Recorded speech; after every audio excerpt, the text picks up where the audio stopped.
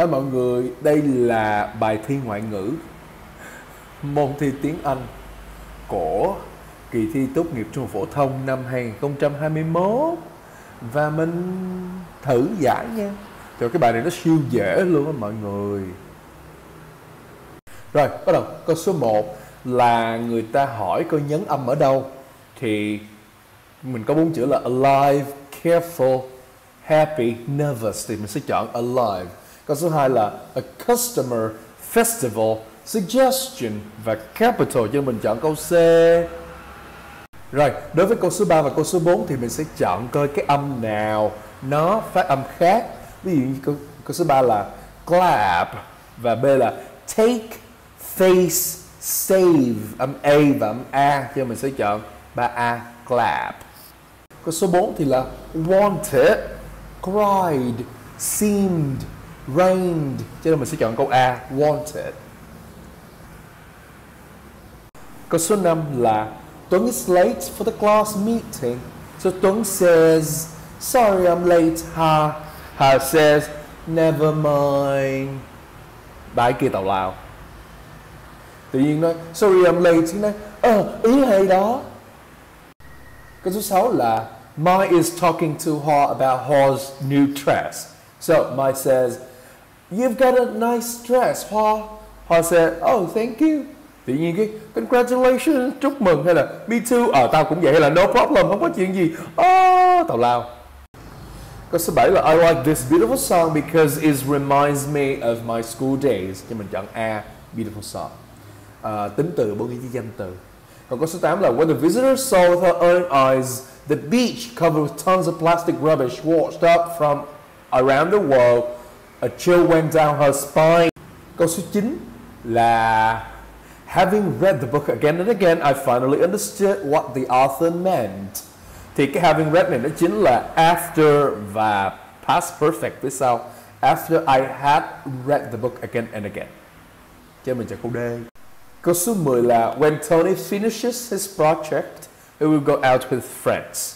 Thì cái thì mà to finishes, tức là when Tony finishes his project, nó chính là một cái hiện tại nhưng mà để nói tương lai mọi người. Còn mấy kia thì không phải nghe. Cái này là phải cân bằng về thì. Cân bằng về thì là làm sao? Tức nghĩa là quá khứ thì chỉ chơi với quá khứ mà thôi. Còn hiện tại thì chơi với hiện tại hoặc tương lai. Ok. Câu số 11 là you should wear gloves to keep your hands warm. It's very cold outside. Hand thì mình phải mang gloves, mà không mang hats, shoes or boots. Boots là giày ống, giày tất, ai mang giày ống vô tay đâu. My sister and I share the housework. We take turns to wash up the dishes and clean the house. So wash up the dishes tức nghĩa là đi rửa chén, thế thôi. Còn mấy kia là không đúng như mọi người. Her aunts gave her a beautiful red Korean handbag on her birthday last week. So cái này nó là vị trí order of adjectives thôi. Thì nhớ một nguyên tắc là cứ cái gì mà nó thuộc về cảm tính của mình á, opinion của mình á, thì nó đặt đầu tiên, đó là chữ beautiful. Xong rồi đó tới màu sắc. Xong sau đó tới origin, Korean là origin. Xong rồi tới danh từ nha mọi người. Và nhớ là không bao giờ sử dụng quá 3 tính từ để bổ nghĩa cho một danh từ. Câu số 14 là Jane has been trying to solve this problem all week, but she still hasn't been able to crack it, not to crash it, to crack it, to crack something, có nghĩa là to successfully work it out. Câu số 15 là we like to live in the countryside because we want to be close to nature. Thì sau because chúng ta xài một clause including a subject and verb. Còn cái despite, because of thì nó phải cộng với một phrase, còn although thì cái nó không có đúng. Câu số 16 là life is so good. Thì cái is so good á, khúc sau đó là tag question thì mình phải làm là isn't it. Câu số 17 là the students were discussing the topic when the bell rang. Thì cái này á là sau when á là mình xài simple past, và nếu được thì trước when á thì là mình xài past continuous bình thường. Câu số 18 là don't worry too much, we all make mistakes sometimes. Thì Cái này mình gọi là collocation, mình không có nói là take mistakes, mình cũng không nói là put hay là give mistakes, mà mình nói là make mistakes. Câu số 19 là Nam's family has been living in Hanoi for 20 years. So, về cơ bản thì đối với một thành phố hay là đối với một tỉnh thì chúng ta xài in. Câu số 20 là The prize was awarded to Xuân yesterday. Thì chúng ta có yesterday cho nên chúng ta xài simple past là was awarded, và đây là một bị động nha mọi người. Câu số 21 là The more you love English, the better you can learn it. Còn mấy cái kia thì không đúng. Cái này là cấu trúc the more các bạn, càng so sánh càng trong tiếng Anh. Đối với câu 22 và câu 23 thì chúng ta sẽ chọn từ đồng nghĩa này các bạn. Câu 22, Wilson is a sociable boy. He makes friends at his new school quite easily. Thì đồng nghĩa với nó là friendly. Còn câu 23 là The children enjoy learning about plants and how they grow. Thì đồng nghĩa của nó là studying. Đối với câu 24 và câu 25 thì chúng ta sẽ chọn từ trái nghĩa nha các bạn. So câu 24, It's about time to pull your socks up and start working seriously. Your final exams are coming. Thì mình chọn C, became lazy. Câu 25 là The couple have saved a lot of money for their own age. Thì mình chọn A, spent, bởi vì nó trái nghĩa. Câu 26 tới câu 30 là câu điền từ và bài đọc nha các bạn. Many people say that school days are the best days of their life, and they often feel that this should be a period of enjoyment. However, exams often make them unhappy, and many students prefer having no exams at all. They say the exams which they have to take often make them worried and they have no time to relax. Others, on the other hand, say that exams help students study better.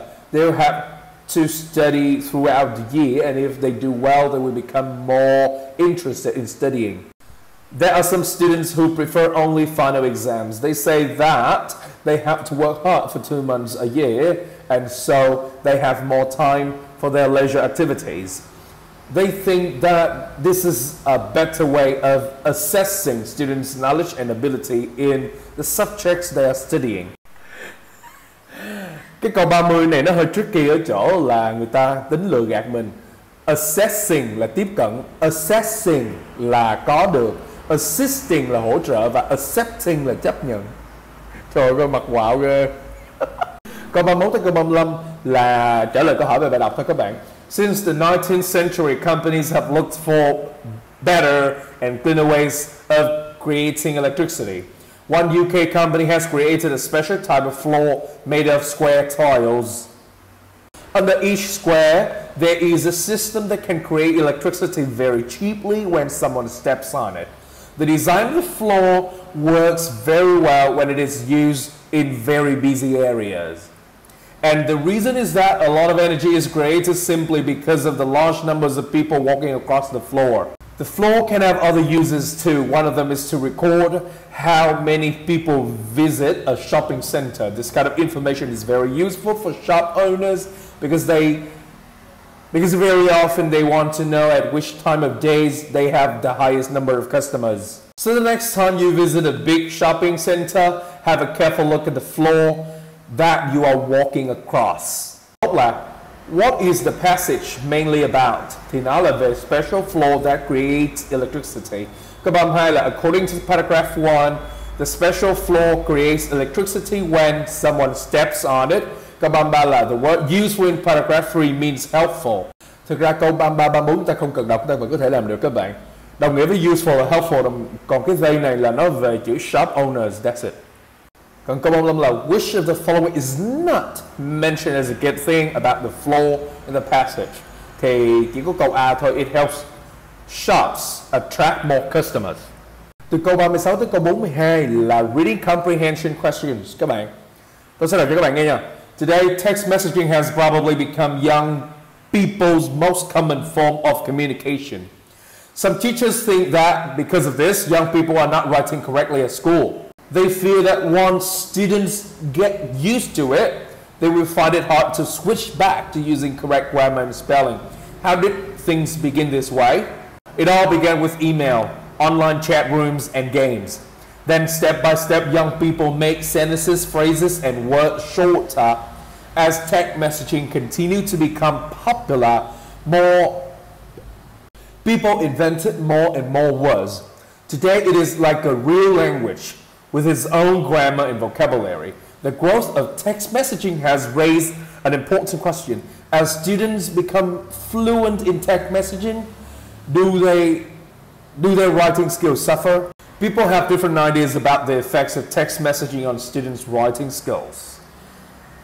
Some say that students are losing their ability to write long, correct sentences. Others say that text messaging is having a good effect on the language students use in their schoolwork. It shows that they are creative and good at expressing themselves.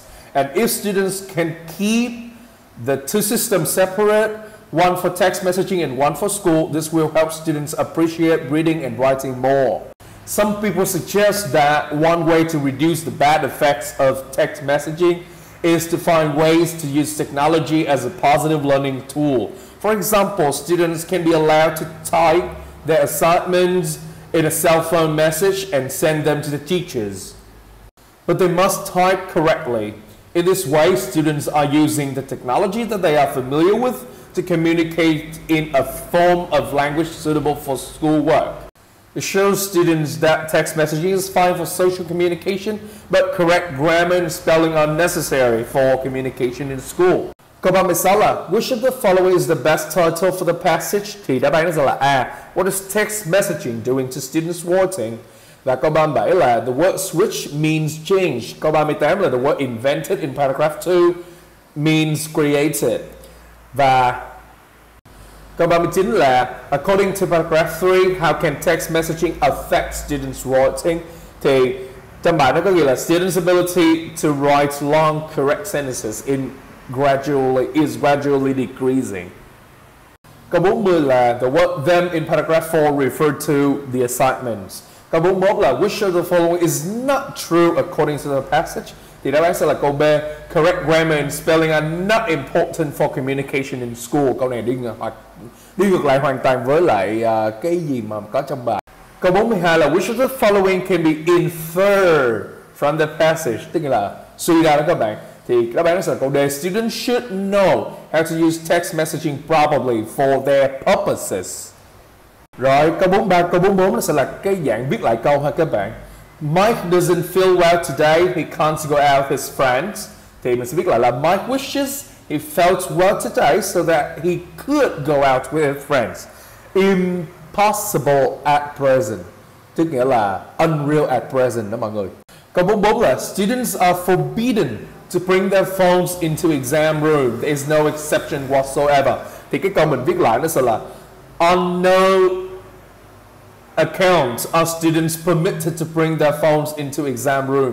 Thì cái on no account có nghĩa là you must not do it. Thật ra câu 44A đó các bạn, nó bị vướng cái chữ prohibited. Chứ nếu như mà nó thay bằng chữ allow thì nó là 44A rồi.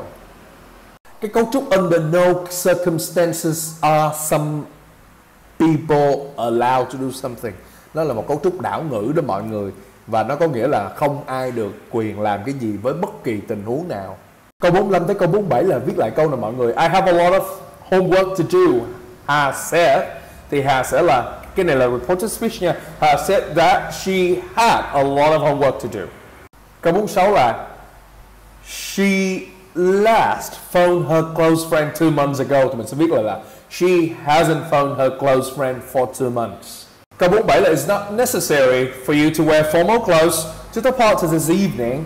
Thì cái gần nhất và đúng nhất với nó đó là you needn't wear formal clothes to the party this evening. Đó là câu B. Và 3 câu cuối cùng thì có câu 49 là cái câu mà gave me a headache. Câu 48 là gì? The boy has a lot of toy cars, có S, but he never plays with it. It sai, sẽ chuyển thành them mới đúng. Câu 49 thần thánh là mọi người. The spokesman là người phát ngôn. Had an uphill struggle là suy nghĩ một cách bể não để mà to find an explanation that was readily intelligent to the layman. Thì đáp án sẽ là câu C, intelligent, và chúng ta phải sửa lại thành unintelligible. Và câu 50 rất đơn giản mọi người. She borrows a lot of English books from the school library last week. Bởi vì chúng ta có chữ last week cho nên chúng ta sửa chữ borrow thành chữ borrow có ed. Và chúng ta không đọc là borrow it mà chúng ta đọc là borrowed. Have fun!